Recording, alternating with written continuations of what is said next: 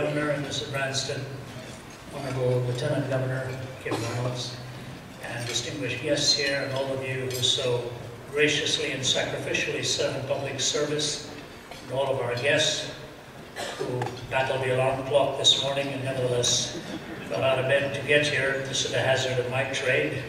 I either speak early mornings or late at nights. One way or the other, we have to show up. And when we're invited to meals, we really can't eat too much because otherwise you can't speak very well. It's a minor sacrifice compared to what all of you do with your lives in serving the state and serving the land. And especially at a time like this in history. It's not an easy time to be a political leader anywhere in the world. Probably one of the most unenviable situations in which to find yourself. The fiscal issues, the moral issues, the social issues, all of the issues that funnel down to grassroots level of living are all up for redefinition, all up for struggle, all up for challenge. And so I just want to thank you for serving, and the marvelous testimony to our own motives for all of us is even if we come from different ideological and political perspectives, we can come together at a time like this, put those differences aside, and just focus on the most important aspect of our personal lives and how we come into tune with eternal purposes and the grand design of the Grand Weaver. I'm going to give you a bit of a challenging talk this morning, The Tale of Two Men, Lessons from History. But before that, it might be good just to give you a bit of a lighter-hearted story. This is just to impress you with how technologically sophisticated I am. Anybody who knows me sees the humor of that. Totally out of touch with modern technology. But this is a marvelous little story, and it's called A Touching Story, sent to me by a friend. As a bagpiper, I play many gigs. Recently, I was asked by a funeral director to play at the graveside service of a homeless man. He had no family or friends, so the service was to be at a pauper cemetery in the Kentucky backcountry. As I was not familiar with the backwoods, I got lost. Finally, I arrived an hour late and saw the funeral guy had evidently gone, and the hearse was nowhere in sight. There were only the diggers and crew left, and they were eating lunch. I felt bad and apologized to the men for being late. I went to the side of the grave and looked down, and the vault lid was already in place. I didn't know what else to do, so I started to play. The workers put down their lunches and began to gather round. I played out my heart and soul for this man with no family and friends. I played like I'd never played before for this homeless man. And as I played Amazing Grace, the workers began to weep. They wept, I wept, we all wept together. When I finished, I packed up my bagpipes and started for my car. Though my head hung low, my heart was full. As I opened the door to my car, I heard one of the workers say to the other, "Never seen nothing like that before, and I've been putting in septic tanks for 20 years.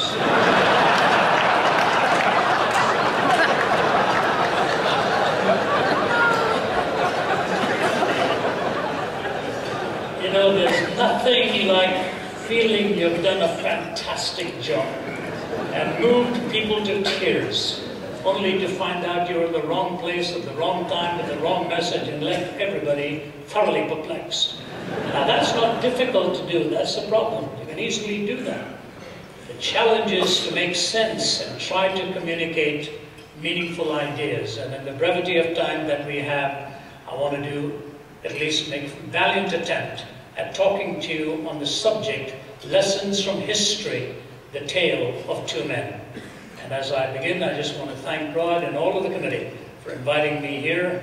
It's my privilege next week to be first at Princeton at the university, then go on to the Hawaiian for a breakfast. Somebody has to do it. So I'm going in that direction. Percy Bysshe Shelley, one of the great poets, wrote this: "I met a traveler from an antique land, who said two vast and trunkless legs of stone stand in the desert. Near them on the sand half sunk, a shattered visage lies, whose frown and wrinkled lip and sneer of cold command tell that the sculptor well those passions read, which yet survive, stamped on these lifeless things, the hand that mocked them, and the heart that fed. And on the pedestal these words appear: My name is Ozymandias, King of Kings. Look on my works, ye mighty, and despair. Nothing beside remains round that colossal wreck, boundless and bare, the lone and level sands stretch far away. My name is Ozymandias, King of Kings. Look on my works, ye mighty in despair. Nothing beside remains round that colossal wreck. Boundless and bare, the lone and level sands stretch far away. You can go into Middle East terrain today and ride on a camel or a donkey, or just try to make your way even in a four-wheeler or whatever. You'll see the broken statues of countless one-time demagogues whose frown and wrinkled lip and sneer of cold command tell that the sculptor well those passions read. History has a way of reminding us who was and what is that really remains.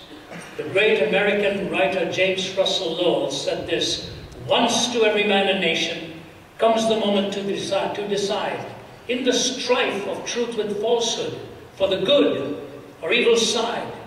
With each choice, God speaking to us, offers then the bloom or blight, then the man or nation chooses for the darkness or the light." He is also the one who wrote, "Truth forever on the scaffold, wrong forever on the throne. But the scaffold sways the future, and behind the dim unknown standeth God within the shadows, keeping watch above his own." Great writers, great reminders, lessons from history. Samuel Taylor Coleridge, the Romantic poet. He was the poet in which I did my work at Cambridge, and Coleridge said this: "If men could only learn from history what lessons it might teach us, but passion and party blind our eyes, and the light which experience often gives us is merely a lantern on the stern which shines only on the waves behind us." Santayana gave us that famous aphorism: "He who refuses to learn from history is forced to repeat its mistakes." History is ultimately the inscription of innumerable biographies.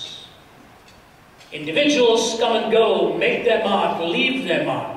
And I want to take a look at two of these biographies, and I think it is timely for us as a people to pay heed to the lessons from these two men. One was Manasseh. He was the longest serving monarch in the land of Israel. As he served there for many, many decades, over 55 years precisely. Ironically, when he came into leadership in his time, in the late 600s before Christ, he had followed on the heels of a father who had led the nation in repentance. There was a huge revival that had broken out under his father, Hezekiah. History records it and all the changes that Hezekiah brought about. But in a strange way, Manasseh decided he was going to do his own thing. He was going to rewrite history. He was going to rewrite the foundational ideas by which the people had governed themselves. The moral law which had been given, which had succeeded their redemptive experience, and then led them into the community of a worshipping people. But Manasseh decided he was going to make a difference, and he was going to make some changes. What was the first thing he did? He led a reaction against his father's reformation. He willfully led a reaction against his father's reformation. When you do something like that, you take upon yourself some enormous weight of responsibility.